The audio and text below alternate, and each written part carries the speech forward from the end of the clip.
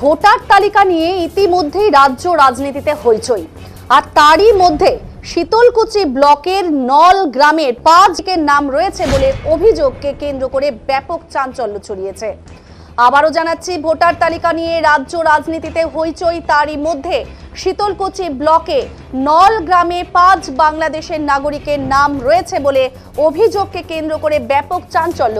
কিভাবে ওই বাসিন্দাদের নাম ভোটার তালিকায় উঠল, এ বিষয়ে শীতলকুচি বিধানসভার বিধায়ক বরেন চন্দ্র বর্মন জানিয়েছেন, এ ধরনের কাজ পশ্চিমবঙ্গেই সম্ভব। তিনি জানিয়েছেন, তৃণমূল কংগ্রেসের মদতেই এসব হচ্ছে।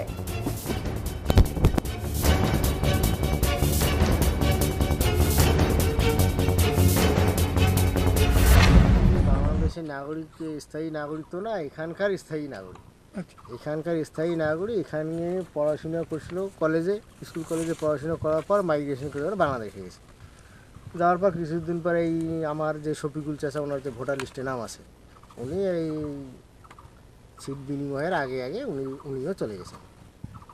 তাদেরই নামগুলো রয়েছে? হ্যাঁ, তাদেরই নামগুলো রয়েছে। কতজনকার নাম? হ্যাঁ, আমাদের তা পরিবার থেকে একজন আছে, শফিকুল ইসলাম। তো কি বলবেন বিষয়টা নিয়ে? মানে ওরা আগেই এখানকার স্থানীয় বাসিন্দা ছিল, এবার কোনো কারণে হয়তো এখানে ওরা থাকে নেই, বাংলাদেশে চলে গেছে। এবার ভোটার লিস্টে আমাদের এদিকে নাম ছিল। এই যে ভুতুড়ে কাণ্ড দেখা যাচ্ছে, কি বলবেন এই বিষয়ে? এই বিষয়ে আপনারা একটু জানবেন, এটা ভুতুড়ে বলা হবে না স্থায়ী বলা হবে, আপনারা জানবেন ভালো করে। বাংলাদেশি ভোটার এই নলগ্রামে, কি বলবেন বিষয়টা? আজকে শুধু নলগ্রাম না, গোটা পশ্চিমবাংলাতে অনুপ্রবেশকারী রোহিঙ্গা অবৈধভাবে ভোটার তালিকা লম্বা লাইন করা হয়েছে, ভোটার তালিকা বড় করা হয়েছে, ভোটারের সংখ্যা বৃদ্ধি করা হয়েছে, আর তার ফলেতেই পশ্চিমবাংলাতে তৃণমূল সরকারটা বারবার আসছে।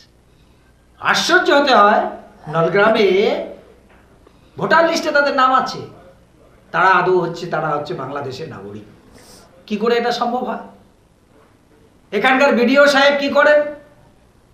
ভোটার লিস্টে যখন নাম সংযোজন হয়, বিয়োজন হন, তিনি এগুলো দেখেন না। আসলে তৃণমূলের চক্রান্ত করে ভোটার লিস্টে নাম বাড়িয়ে বাংলাদেশি লোককে এখানে নিয়ে এসে ভোট দিয়ে ভোট ব্যাংকের রাজনীতি করছে, অনুপ্রবেশে ভর্তি হয়ে গেছে।